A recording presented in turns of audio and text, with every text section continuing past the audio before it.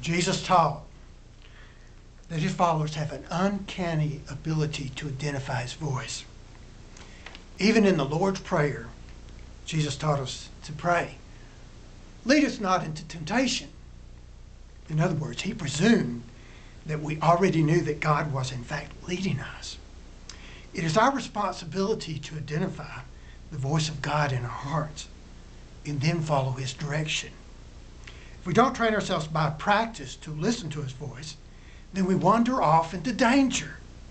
Furthermore, the Bible explains to stay under God's protective shadow requires dwelling in the Most High's shelter. In other words, God must remain first place or most high in our lives to remain secure in his protection. The Bible teaches that we must have faith in God to please him. Faith is needed to be able to hear from God. If we really don't believe that God is speaking to us, then we won't listen. Not listening to God puts us into bad situations.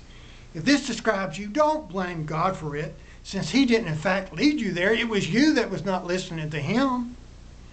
Even in the bad situation, not for the bad situation, but in it, thank him that you can start listening to him so he can lead you to a place of escape. We are told to know God's will in Ephesians 5:17. Not to know it or to do it is a big mistake. If you are not listening to God's voice, don't attribute to God your current predicament. Your situation may be caused just by a dumb mistake caused by you not listening to him. Don't attribute everything to the will of God. If we do this, we're really pointing our finger at God saying it's your fault for my situation while taking no responsibility for not listening to him. We should look into the mirror saying, I blew it because I wasn't listening to God. Furthermore, don't redefine good or evil. Since we all know the difference, it is a miscarriage of justice to redefine the two. Jesus taught that everybody knows what's good or evil when he said that even evil people know how to give good gifts to their children. To trade good for evil is to avert blame for your situation, and that's just plain wrong. God says, woe to you if you do this. I'm not saying that God will not lead us through some difficult situations. However, I am saying that we're bringing most of this bad stuff on ourselves because we are not listening to him. Most of us have not been practicing major sins. However, we have been detouring off the path just a little bit by not listening to the Holy Spirit in our hearts. Then we're paying for it big time later. Things like not eating right, not exercising, not getting enough sleep. Then our health eventually runs down. And we wonder what just happened when everything blows up. Jesus taught about something that we consider small that can even stop the blessings of God, and it's called worry.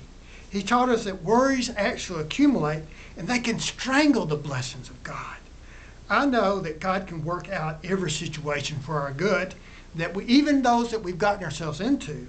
However, it's a lot better not to have gotten ourselves there in the first place. Remember, God's will is actually not being done on earth in most cases. Remember, Jesus instructed us to pray that God's will to be done on earth as it is in heaven. Furthermore, Jesus taught that the power of loosing God's blessings on earth actually occur on earth and not in heaven. The example Jesus used to illustrate this is forgiveness. Jesus explains how good and bad things are loosed or bound by us on earth upon ourselves. If we don't understand this spiritual law, we're bringing a lot of unnecessary pain on ourselves needlessly.